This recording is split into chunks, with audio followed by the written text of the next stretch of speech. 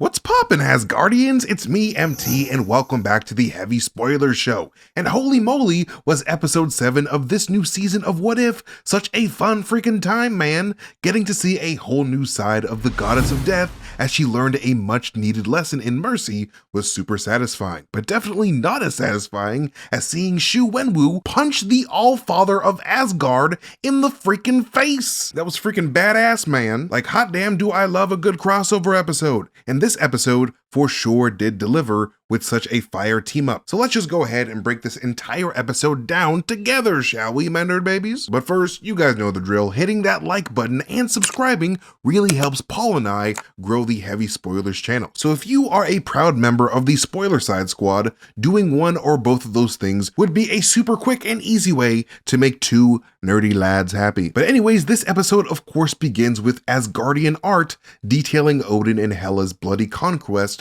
of the 9 realms. Imagery that MCU watchers have definitely seen before in Thor Ragnarok, when Hela revealed Asgard's true dark history to her not-so-loyal servant, Scourge the Executioner. And while the version of the mural that we see in What If is a faithful recreation of the one that we saw in live action, one detail that I noticed that was different between the two is this halo of light that Hela has framed around her head in the bottom right corner here in the animation. That's a detail specifically added for this episode, possibly serving as a bit of foreshadowing for Hela's eventual acceptance of a lifestyle of light and mercy through the purification of her mind. Then we transition to a recreation of Thor's banishment scene from the first Thor movie. But instead of Thor having his power stripped away and exiled to Earth until a valuable lesson is learned, Thor's secret older sister Hela is in that particular hot seat in this universe. And I really appreciated how the Watcher briefly showed us the exact moment that 616 Hela got sent to hell by Odin before being introduced to the events of this alternate universe, because actually getting to see that Hela stood in the same spot that Thor did and was spouting the very same type of arrogant and violent rhetoric that would undoubtedly lead Asgard into more battles of bloodshed, it really does help explain why Odin did what he did with Thor's banishment, because he saw a lot of Hela within Thor. Because much like Odin tells a young Thor and Loki in the first Thor movie, a wise ruler never actually seeks out war. But Hela was too damn eager to lead an army of as many Asgardian soldiers as it took to reach outwards beyond the 9 realms and conquer other unclaimed realms in the cosmos, an ambition that live-action Hela echoes when she first arrives on Asgard in Thor Ragnarok. So in order to follow through on those ambitions, Hela foolishly hurls Mjolnir at Odin, only for him to catch Mjolnir with one hand and destroy it, just like Hela does to the hammer in Thor Ragnarok, which I thought was a really fun callback. And as a consequence, in order to save the lives of his valued Asgardian soldiers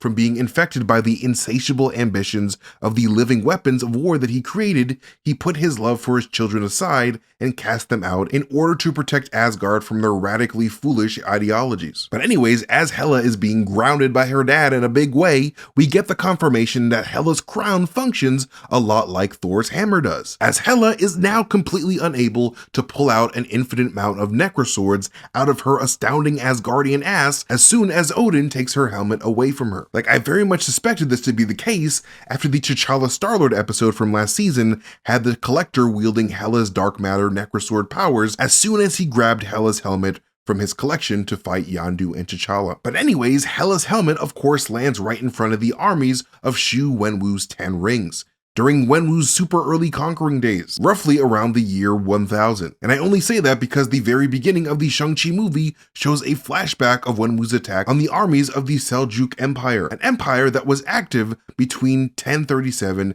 and 1194. And since Wenwu in this episode wears the same garb and has the same army that we saw in that scene, combined with the fact that we know that Wenwu first discovered the rings 1,000 years in the past around that time, it is very safe to say that this episode takes place sometime within that time period. But anyways, when Hela is unable to lift her helmet from the ground, she screams at a rainy, thundering sky in anguish, just like 616 Thor did in Thor 1, right after he tried to do the same with his hammer at the S.H.I.E.L.D. containment site. And while Hela herself wasn't exactly surrounded by S.H.I.E.L.D. agents like Thor was in the movie, she sorta kinda was in a way, as we learn in this episode that Wenwu functioned the 10 rings a lot like the peacekeeping force S.H.I.E.L.D. will eventually become in the distant future.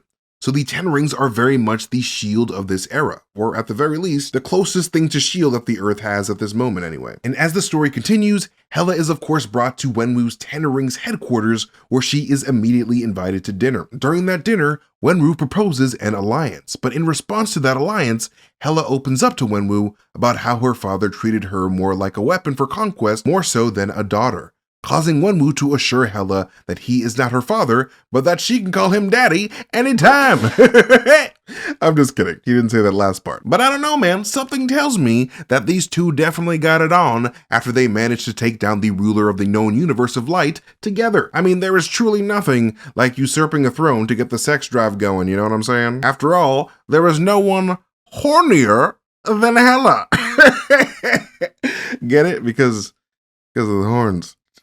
But anyways, I found it super ironic that Hela was having that particular conversation with Wenwu specifically because, as we learned in the Shang-Chi movie, Wenwu pretty much treated his own son in a very similar fashion to how Odin did with Hela, treating his son as nothing more than another weapon for his own selfish purposes. However, due to Shu Wenwu not having experienced the trauma of losing his wife in this universe yet, the younger version of Wenwu has not yet become the cold, heartless, vengeful person that would push his son to become an assassin.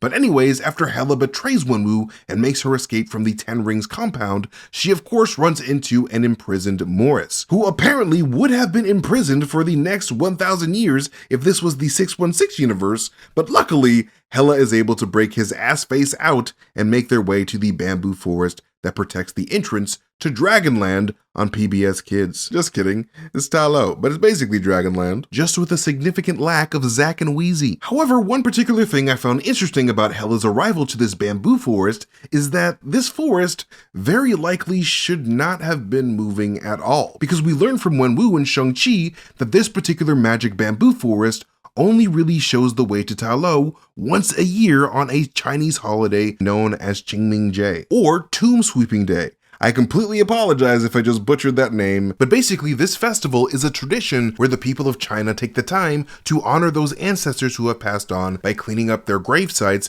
and leaving special offerings. It's a festival that occurs every year on the first day of the 5th solar term of the Chinese lunisolar calendar, basically around springtime. So unless Hela just so happened to arrive to this magic bamboo forest during the exact time frame needed for the forest to reveal the path to Ta-Lo, she shouldn't really have gotten as far as she did. But honestly, who the hell cares? Anything can happen in What If. It's a cartoon. And this being the case, Hela arrives in Ta-Lo and is told by a woman named Jai that Ta-Lo is actually a realm that acts as a protective boundary for the main universe against forces of darkness that emerge from what she called the underworld. However, exactly what the underworld is in the MCU is still a mystery, considering that we know that Hela is native to her home realm of Asgard, which is as opposite to an underworld as one can get, considering that Asgard sits at the very top of everything. So if I were to venture a guess as to what this woman meant by underworld, I would assume that Jai could be talking about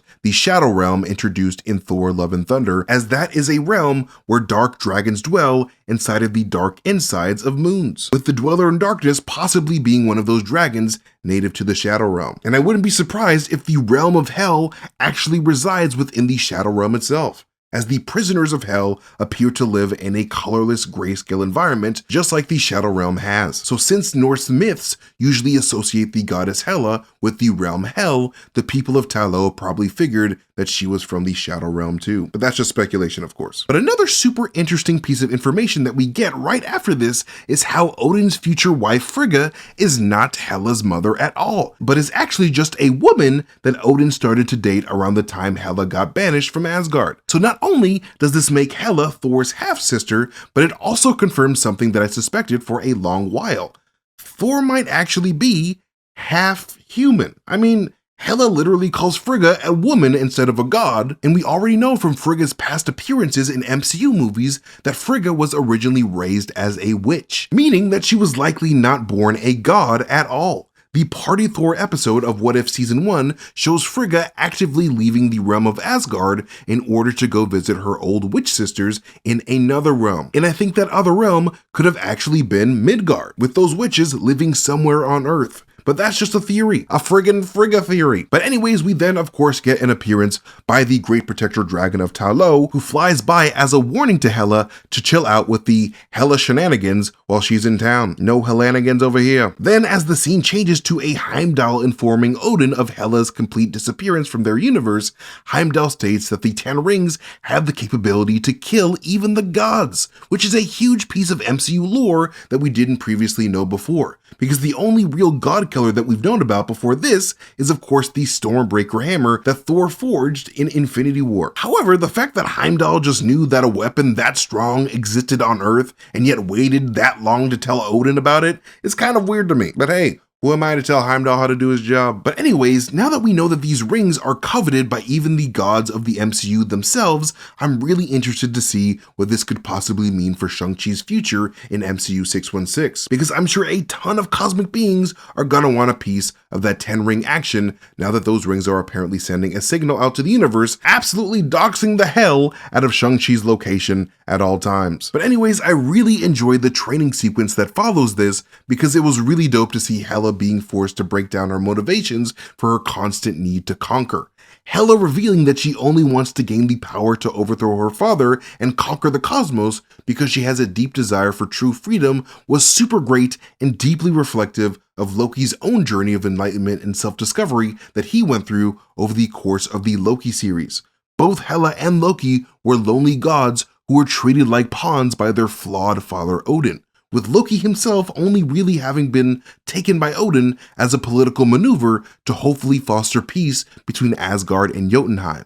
Both of these mistreated children just wanted to be free to forge their own paths, and so they both chased that freedom the only way they were taught how, through war games and bloodshed, just like their father did. It is only when Hela learns to quiet her rageful mind that she is able to truly see that she doesn't actually want to be an executioner of war, but a liberator of lives. And it is that very perspective shift that allows her to wear her helmet once more, but this time with a major color change reflecting her inner shift from darkness to light. Very Gandalf the Grey to Gandalf the White type vibes. And finally, when Hela and her cosmic 10-ring liberating army appear at the very end of the episode, they arrive over Gamora's homeworld of Zenhuberi, during the exact moment that Thanos was about to do the classic adopt and slaughter on Gamora and her people respectively, completely halting the Mad Titan's quest for balance before he could ever assemble all the stones. Truly the ultimate life-saving act for a reformed goddess of death on the side of light. But anyways, that is it for this breakdown of episode 7 of season 2 of What If.